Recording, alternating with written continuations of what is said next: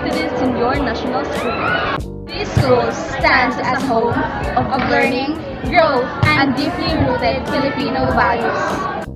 The school upholds the principle of being makayos, nurturing growth, gratitude, and moral integrity among its learners. Is a place where students' values meet excellence and where students prepare to lead, inspire, and serve. To know more, tara, let's explore!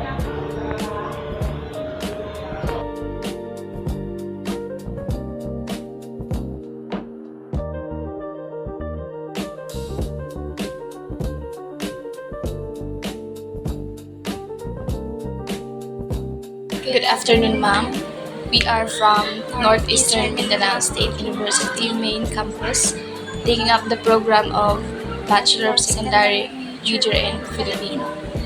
So here's the question: when was the school established? So the school was fully established in the year 2000 under the leadership of Ma'am Josefina C. Kapatan. And it has a very unique history because at start, they have conducted their classes under the shade of the trees. Then they were able to request makeshift building as starter nila for classroom to have more conducive area for learning. Okay, second question. How has the school evolved over the years since its establishment? So from the conducting classes under the shade of the tree, then naka-request sa government to be specific sa munisipyo ng Caguait and also province of Surigao del Sur na mga makeshift building, some of which are made of coconut tree, lumber pa, and lawaan. Then later, provided din ng national, funded with the national government under DepEd. So, may mga building na dan start. Nag-anam-anam pagkadaghan ng building. So, what are the vision, mission, and goals of the school? Public schools, vision, mission, and goals are all anchored to the Department of Education na vision, mission. So, pare-pareho na tanan. Same goals na yung tanan. So, waray amo lang na may amo kayo. Okay, what are the challenges that the school faced and how did the school manage to overcome it? From my, but actually I did not start it here after my first appointment sa DepEd as permanent teacher. I was assigned in Sumusumo. Previously, Sumusumo National High School, but now it's already Clarence, no? Clarence. So I teach there for 3 years, and then after that, I transferred here. Given an opportunity na makatransfer, so kanina din ako. So that was 2013. So by counting, I already have more or less 12 years of stay in this school. So na-start ako as teacher. Kanina din ako na-promote from teacher 1 to 3. And unexpectedly, I am already designated now as a school head of the school. So as the years goes, ang ako mga kuan yan ang problema dagayod is we don't have really the lang pa life. Yung biton forever na ng mga perimeter fence, di ba? As you observe, if you're going to look around, wala ganang perimeter fence yung pangalan sa front, sa likod na. Yan siya ang biggest challenge sa pagkakuman kaya we cannot hold really those students, especially those who are used to cutting classes. Okay, they have lot of area na pwede nila ampakan. No? And then, from pag-ingkot pag-inako sa office, I already have 3 cases na niyato na nga at nan marang. And then, ang dangerous part there is sa ubos kakawayanan. What if mga So another problem na isa. And then, what else? During rainy seasons, most of the students come to school late. Okay. We are the feeder barangays na Udaghan. So we are the nearest secondary school in Caguait among the feeders barangay, which are La Purisima, Poblacion, Lactudan, Bacolod, Tawagan. And some of the residents sa Tubo-Tubo yaon sa mga eskwela. So, to make it short, kay bale, lagyo ang ilagikanan. So, more often, dapat malate kay sa distance of their residents kan sa eskwela. Isa yan siya ka-challenge. And then, tungod sa Blanyaon, may mga bata na most of them living with the broken families. So, based sa among mga records, kasagaran mo involved na niya o ng mga problema ito mga ginika at mga estudyante na waray. Yung bitawan, waray get sakto na pag-amuma. Ang yun ang kasagaran niya, encounter na niya. Then may mga kuandan, minor na mga incidents like early marriage. Pero so far, after conducting a home visitation, ang iba na malik, bisag ninyo na. And even those, itong iban, ato na sila sa ALS. Pag humanda lang sila kibalin ng grade 10 sa ALS, mubalik sa sila pagka nga ni grade 11 na 16.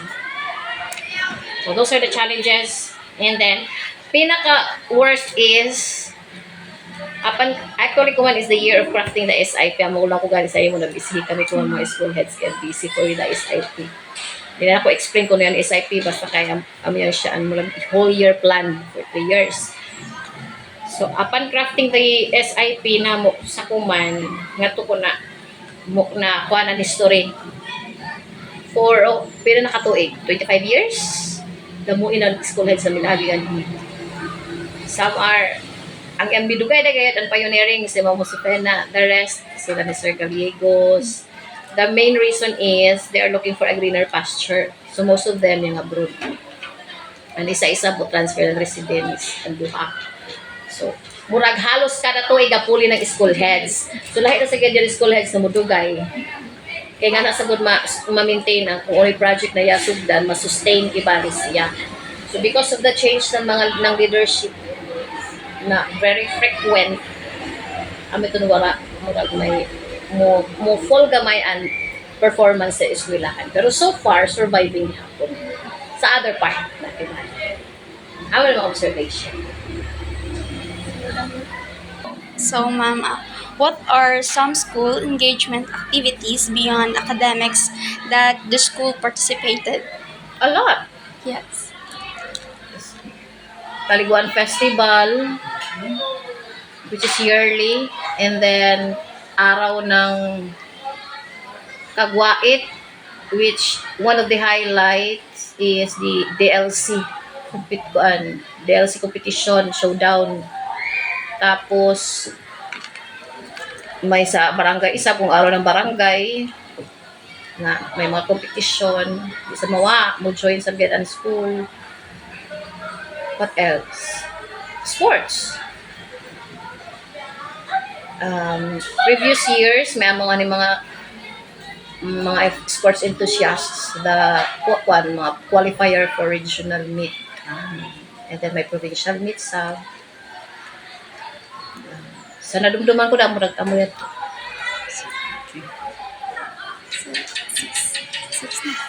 Ay, may bago ba kuman. Ang ila default. Okay, default is Infoot Default, the Festival of Talents. So related siya sa TLE, MAPE. Yan, siya ng mga event, TLE, MAPE. So more on skills. Sa MAPE, like acting, singing, composition of song, and then may sub sa TVL tuod na mo.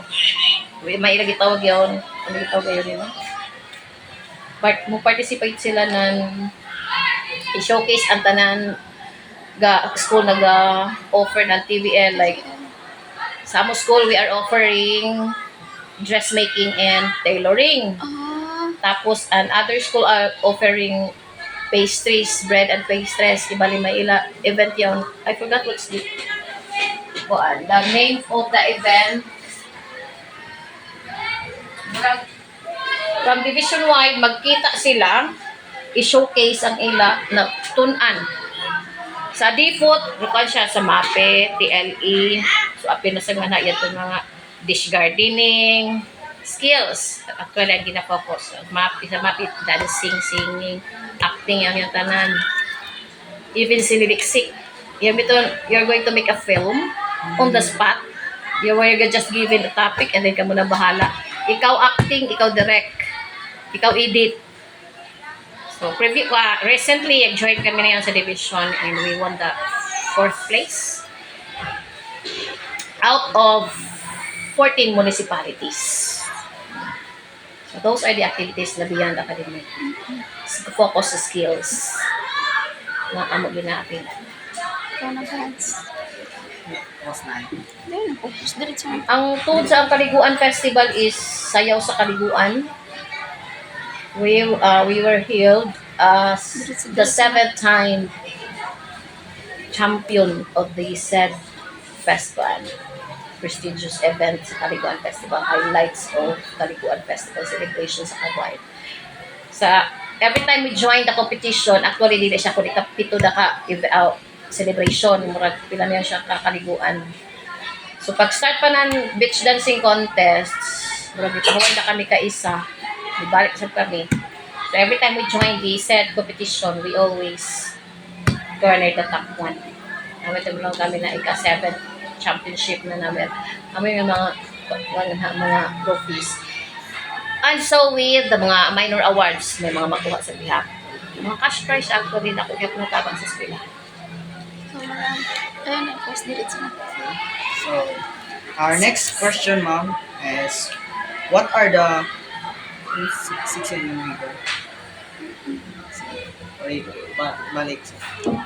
so our next question, ma'am, is what are the notable accreditation that the school has already attained?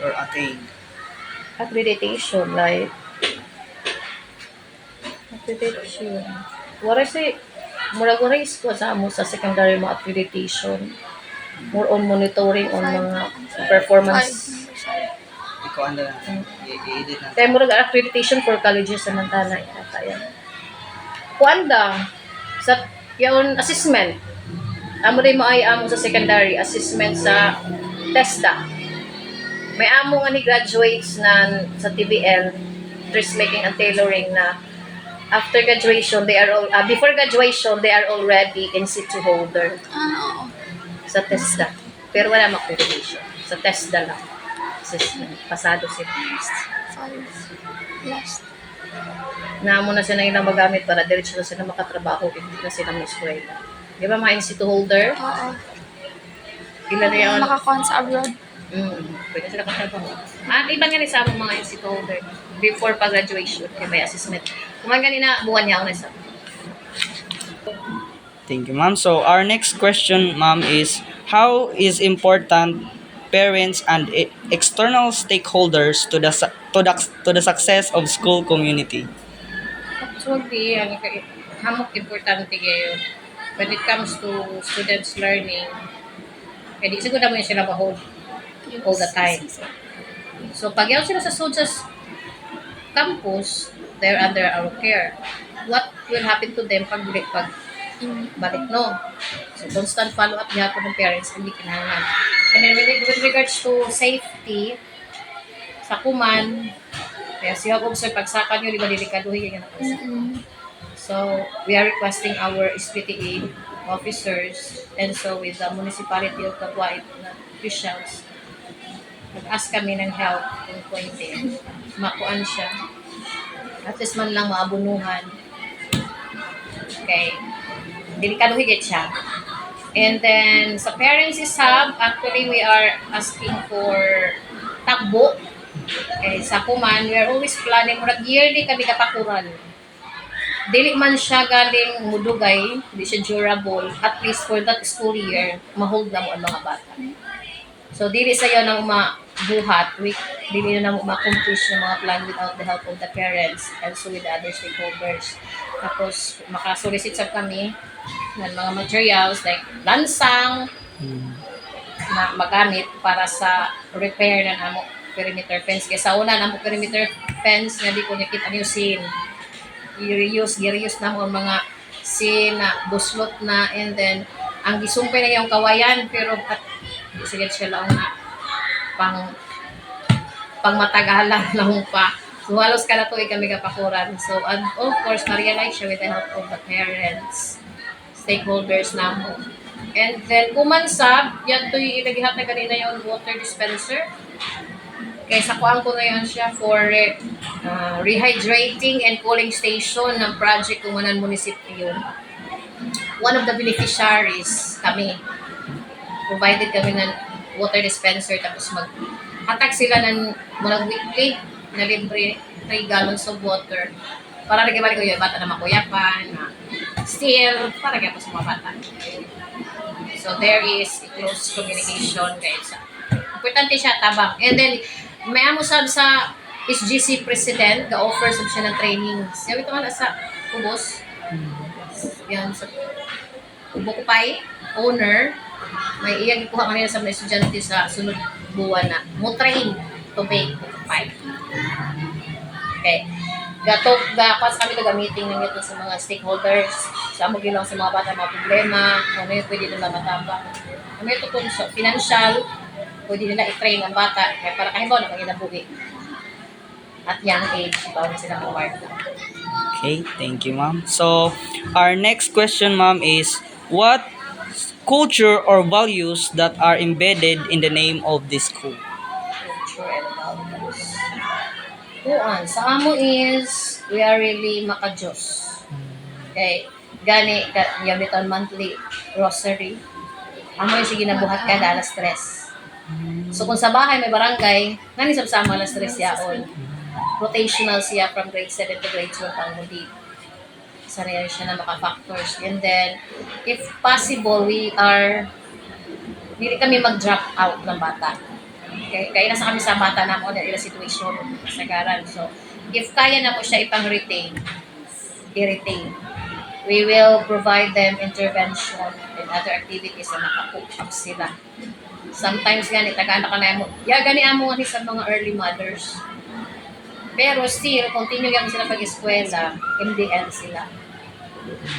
So, laong pa-child-friendly kami na eskwelahan. Kaya kung kaya, sabton kadami na siya pinaingat and all. Para lang sila lang pa, no child left behind ang tema namin. It's the mantra.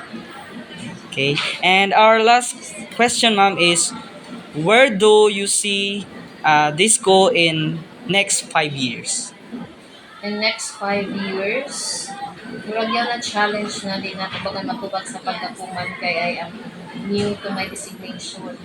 But I am trying to may makita the future na if possible, pinaka-main ko ang ganakuman is safety na yan mga bata. Kaya we cannot hold discipline kung hamok yan factors na dapat ipa-prioritize like perimeter fence. Kaya bisa kuno pa nimo paghugot yung bata, kay bata na bata may ito balingon utod. Musibat gayon. Unless kung secured ang area, naway kasibatan ng anak, if possible, with the help of the stakeholders or donations, makakural kami na nito mga area na dalit na nila ang bakan. Kural na konkreto gayon. Amoy na ko Durable. pangandoy. Tapos yan nga sa slope area na mo na masimento siya kay para safety. Ibisagan mga bisita magduha-duha pa pagsaka. Okay, ma'am. So that's it, ma'am, and thank you so much for your time. Stars sang across the sky.